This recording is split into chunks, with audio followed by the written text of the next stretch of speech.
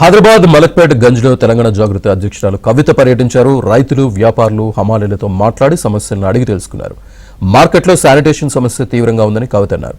మార్కెట్లో ఉన్న సమస్యల్ని ప్రభుత్వం పరిష్కరించాలని అన్నారు.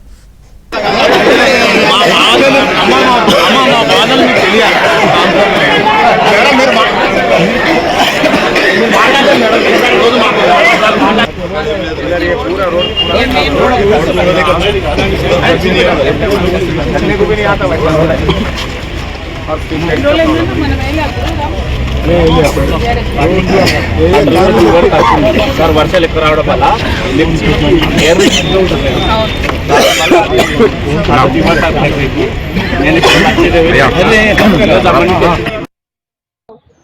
కొంత శానిటేషన్ ఇష్యూ కనపడతా ఉంది.